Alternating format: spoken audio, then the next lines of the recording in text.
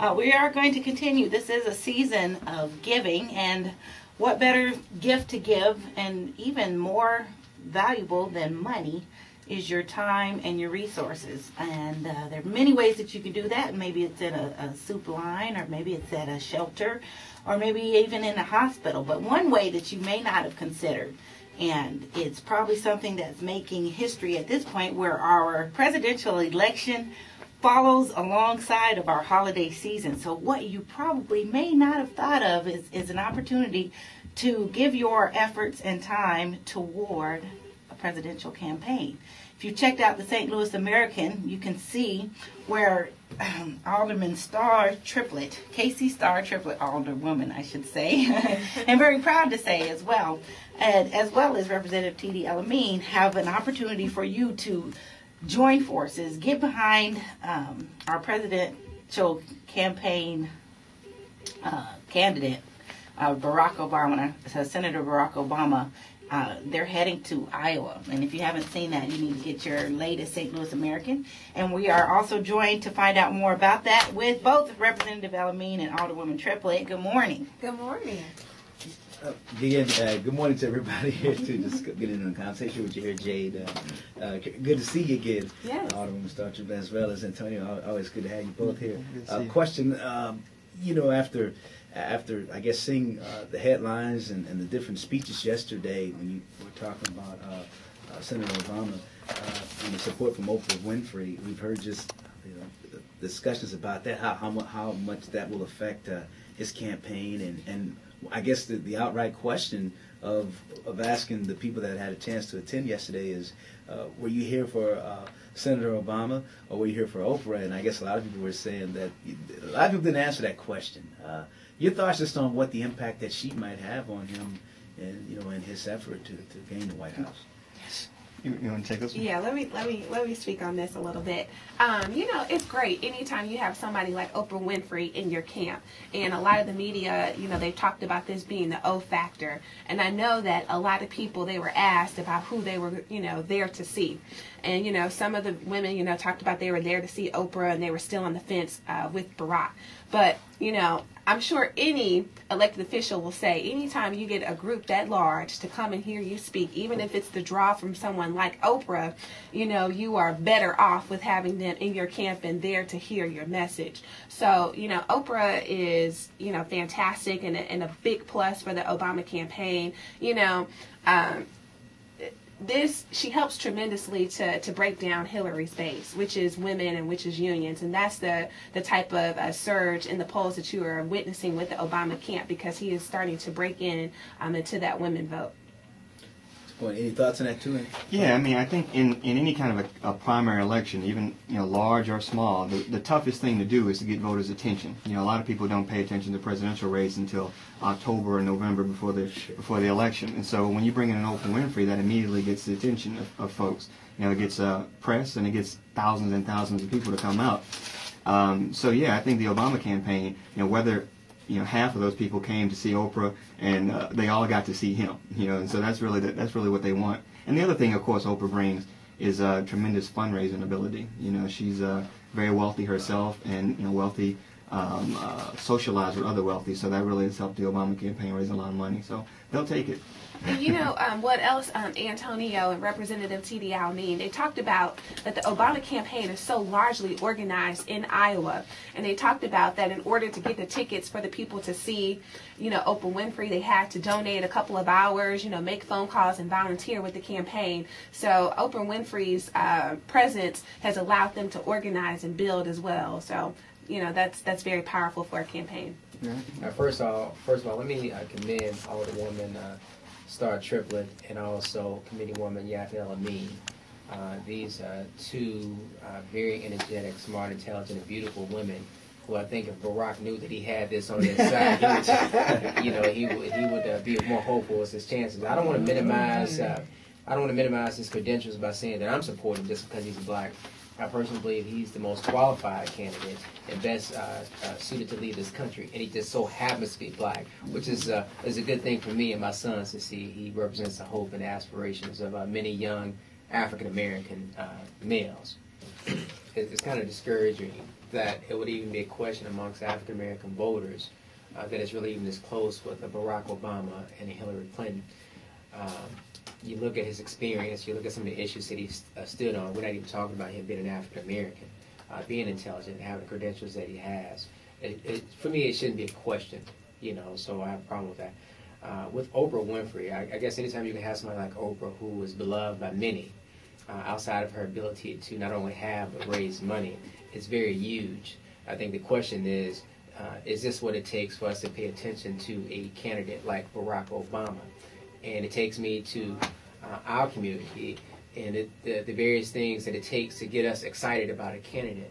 You know, it's kind of problematic for me, you know. So, but whatever it takes, that's fine to draw the attention to Barack Obama. But why is it that we're finding so much resistance from our very own that, well, maybe Barack Obama is not black enough? And would that be something that would hinder our ability to get out there and give to an effort like this?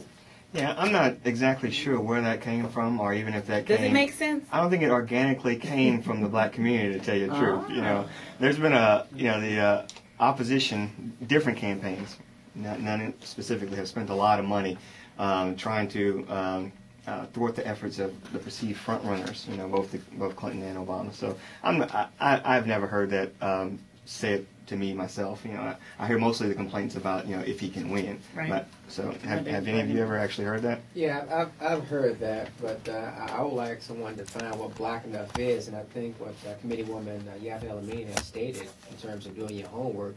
Look at his legislation. You know, when he was a representative and he was a senator, a state senator, and some of the things that he had tackled. He tackled things and got them passed that we're still struggling with in terms of racial profile and whatnot, you know, so you can't get no blacker than that, you know, if it's about being black enough. So I think sometimes people say things and not really understand what those things mean without even defining them. So, and I think what Mr. French had talked about is, I don't think that was something that was probably from within our community. I think it was something that was more or less planted from other campaigns to cause a question amongst the African American population. So let's if you want to join in on the conversation, the number is 969-1049, or from the south side, you can call 866-688-1049. We're going right to the phone lines. You're joining us. This is Sunday Morning Live on Magic 104.9. Good. How you doing?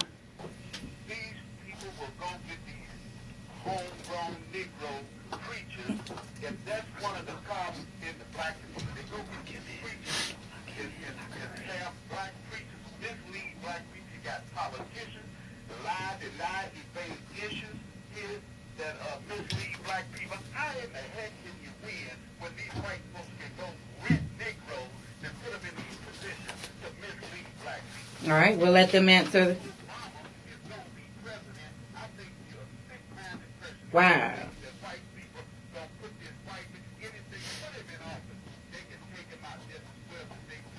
All right. All right. Okay. Sounds like the questions were, if white folks allowed Senator Obama to become president, they wouldn't allow him to stay in there. How can we win?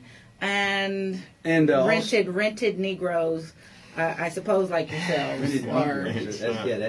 We got to get a quick definition on the Negroes. Let's get the comments going. Let's get some thoughts from our panel. You know, I think that, you know, what the caller's comments really highlight is this defeatist attitude, where everything he says comes from a position of powerlessness. He thinks he and we therefore have no power, and that we are just subject to the whims of they to do what they choose to do. And you know, this is a historic opportunity here. And if we sit on the sidelines with this old defeatist attitude, we're going to sit on the sidelines and watch this thing play out. And what I think both Committeewoman El-Amin and Alderwoman Triplett here are encouraging people to do is to not sit on the sidelines like we often do, and actually get involved. And you can see that, you know, when you look at the Obama playbook, you know, as a state-by-state plan here, you know, it's not a national election, it's a state-by-state plan. Iowa is key. And literally, you know, if everybody got involved in the next 2 or 3 weeks, you can have a historic impact. You know, if Obama was to win, and I don't know, even if Obama was to win Iowa, I don't know if people like the caller would be convinced that something happened, something historic happened. Well, You know, the game would be played and done before he realized that, you know, we won. well, then that brings another question to the understanding then. How is it that we here in St. Louis or Illinois make a difference in Iowa, and how that in turn makes a difference back here in St. Louis and Illinois? Get on the bus. You know, that's what it comes down to. You get on the bus, go down there, help with the ground campaign, which is getting people informed about who Obama is, what his positions are, telling people who normally would not go to these caucuses, which a lot of people feel intimidated by the whole caucus process, encourage them to come out, those Iowans to come out, and the surge of whoever does win Iowa is dramatic. You know, you go from there to immediately into New Hampshire, and then caucus after caucus, and then within a few weeks you have Missouri, along with how many other states on the same day? I think 12 other states. I mean, this is huge, and so it is important. And so, you know, I'll let Alderman Triplett here speak, but it's discouraging to hear that kind of defeatism. You know, When we go to Iowa, we are targeting people who are able to go to the caucus. And for any interested volunteers out there, we will be trained on the ride up to Iowa, so you won't be, you know, going up there with no information. You will get trained. But what we're doing is just basically confirming attendance, that they will actually go out and support Barack Obama on caucus day. And, you know, politicians will tell you, elected officials will tell you, that there is an immediate impact when you have a person that looks like you, or just an average citizen that goes and talks to another average citizen about supporting an elected official. That works wonders. So we are kind of, you know, doing like a neighbor-to-neighbor program. Just a regular, average, hardworking individual who works 9 to 5 will talk to another Iowa member who works 9 to 5 as well about their support for Barack Obama, and we hope that will convince them to make sure that they go out and caucus for him. And there are so many ways that you can give your time, energy, and resources toward the good of not just yourself. It's one of those gifts that gives back. You think that it's better to give than to receive, but in the case of volunteerism, in the case of charitable activities, that is the gift that gives back. So here's an example that you can do. You can take part in the trip there to Iowa, and that will be on Saturday, December the 15th. Yes, and they're trying to get 2 busloads to go. To find out more, contact Alderperson Starr Triplett at... I'm going to give you the number to the campaign office. That number is 436-2708. You can call them for additional information. Once again, that number is 436-2708. All right, we'll post that on our website, kmjm.com. Stay tuned. There's more music on Magic 104.9. Steve Harvey in the morning, Tony Scott in the afternoon. Thanks for joining us once again. Be safe out there driving. And get on the bus. And get on the bus and go down to the courthouse and all that good stuff. That's right. Thanks for joining us on Magic 104.9.